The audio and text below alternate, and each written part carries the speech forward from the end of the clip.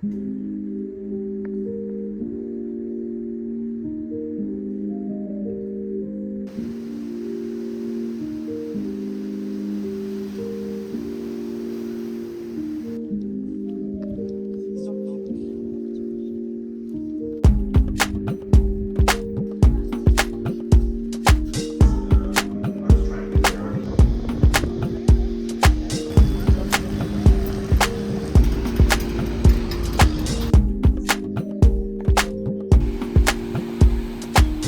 right, I've made the decision to take this YouTube channel seriously.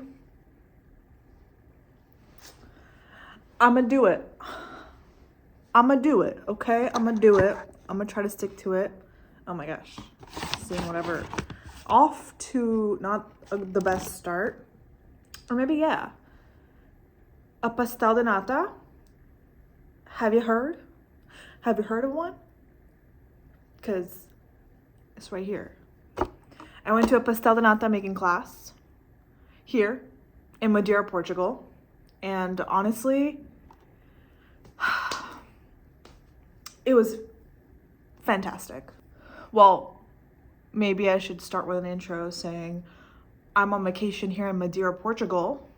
And finally, a vacation after so long. And yeah, solo travel. It's a solo travel. Yeah, like, you know, why not? Because why not? Life's too short to wait around for people. You gotta do you, okay? And as a girl, it's a little trickier for us to travel. I'm not gonna lie about that. But I think every woman, at least once in their lifetime, you gotta travel by yourself, one place, alone. It's doable. Be smart about the place you book, do research, and be smart about where you book the travel. Not just the country, but the hotel, the location. You know, do some more research. And it's doable. We can do it. And I think it just helps with like self-confidence. That's what it taught me, at least, when I did my first solo travel. It helped me a lot with my self-confidence, honestly. When I feel like really low about myself and just not thinking good thoughts, I don't want to repeat it out loud, but you can use your imagination. I don't want to, you know, say it out loud in the world, especially if I'm going to record this and post this. I'm not going to talk unkindly about myself, but you know what I mean? We're human. I feel like these thoughts happen to anybody. Sometimes it's hard to like pull myself out of that thought. And then when I travel, and especially when I travel alone, I feel so much better about myself. I don't know what that is. My guess is because I just get more confident. You know, I find myself amazed being able to figure out a bus route in a whole different language, in a whole different country. And like my first day or second day of being here, or figuring out like a great local spot, or feeling like you're like a local, or experiencing and talking to people that are just like interested in you because of you as a person and not because of anything else. I don't know, my confidence, my self-worth just goes up. It's honestly a very expensive therapy situation, but hey, it works. You know, I wish it wasn't this way. I wish I had a cheaper method to do this, but sometimes it's okay. You know what I mean? It's okay. It's been a while since I did a solo trip. Maybe about like 3 years. The last one was Hong Kong. Fantastic place. If you're a woman, I would suggest to go. I had a lovely time and I met other women that were solo travelers. One was there for like a business travel, and I think the other one was there because she just enjoys traveling, and that was my first ever like solo trip. And it was I recommend Hong Kong to anybody, any woman that I meet that wants to solo travel. It's such a friendly, it's such a female friendly, forward city. I mean, I'm saying you got to be like smart about it still.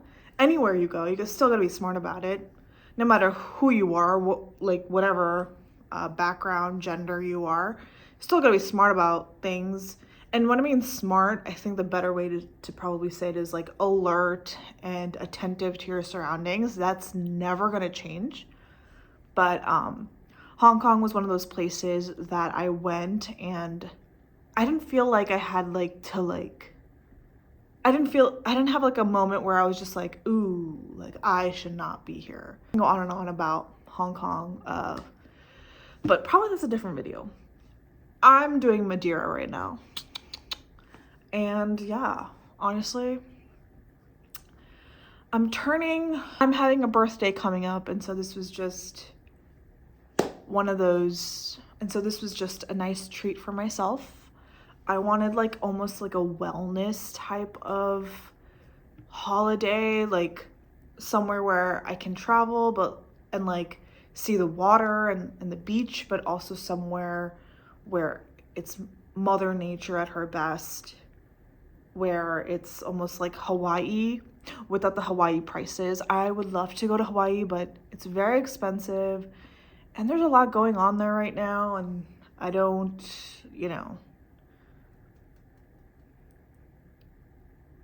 I don't know. I really would love to go to Hawaii one day. It's hard making these long form content videos. Like, I don't think I'm that interesting of a person to be posting anything, but do you ever just feel like you lost your spark? I don't know. I feel like I've lost my spark. I don't even know. Maybe I'm being delusional with myself thinking I've had a spark, but what I basically mean is like, I feel like I don't know myself anymore, and I don't know why that is. I don't know why that is. I need to get back in touch with myself to figure myself out more. What I want to do, who I want to be, where I want to go, all these things. So I don't know why I think in my head posting on YouTube is the way to go to do this, but here we are. But yeah, I'm here to find my spark or get my spark back. I don't even know how.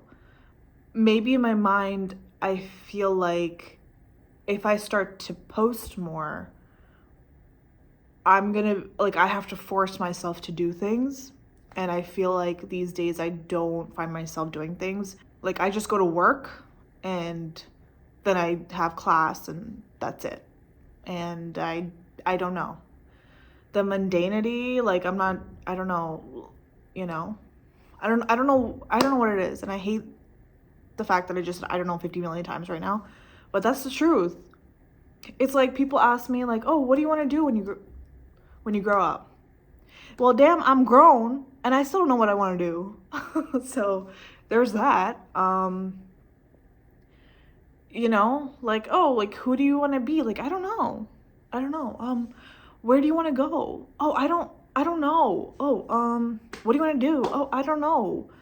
Where do you want to eat? Oh, I don't know.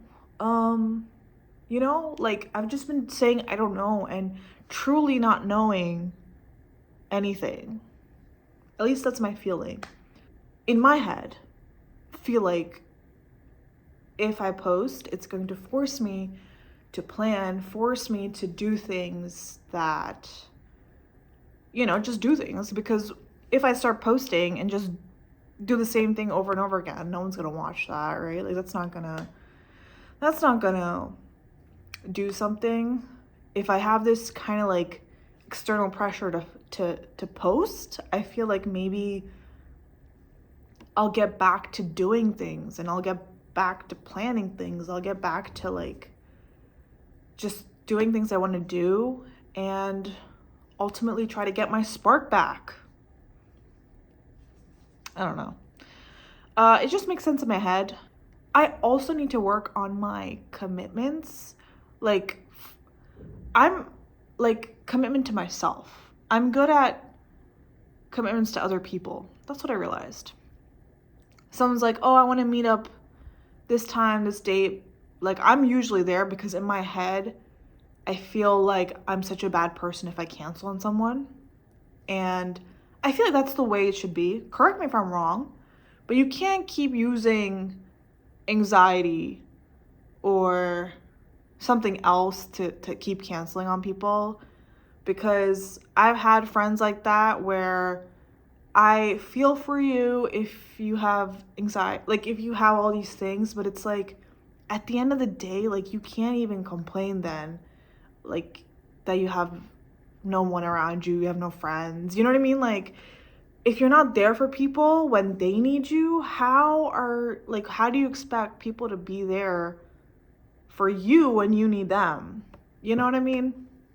So I feel like having that mentality, it's okay, but I also got to commit to myself, right? Like you have to, if you make promises to yourself, you should also keep them. And I feel like this way I can do that. Or I'm gonna try. No, I can do that. I shouldn't say I'm gonna try. I'm gonna do that. I'm gonna do that. This is what's this is gonna be. Also, I get very, like, recording yourself is like, it's torture for me sometimes, because I came to the realization of how badly I have body image issues, and also like I just feel like the setup's also gotta be great. You know what I mean? Like I have this like thing where everything has to be like perfect. If it's not perfect, shut it down, cut the cameras, cut it loose. But then that again prevents me from doing something that I want to do.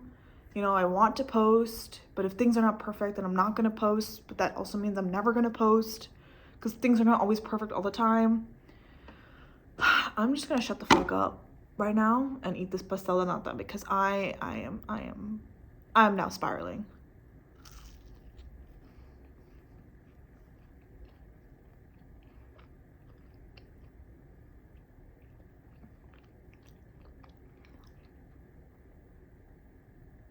Okay.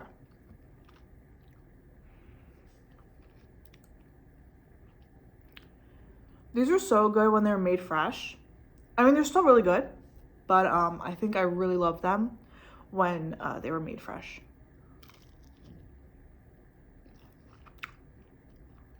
Did I say I took a pastel de nata making class here in Madeira, Portugal? See, like this shit. See, I had something stuck in my teeth, and I don't want to post this. So I'm gonna post my Madeira travels, places I went, what I did. This is only day 2, so I'm gonna save that for later. But yeah, and I'm gonna like post where I went, how I booked this class, you know, thoughts and all that stuff. I also post on my TikTok. That's like more live, because short form content is just more, it's just easier to post on TikTok when it's like a short form content. It's like blah blah blah post. But I feel like for TikTok it has to be like blah blah blah blah blah. Edit, blah blah blah, blah. Picture, words, post. You know what I mean? So maybe posting videos can also help me express myself better, because what the hell did I just explain?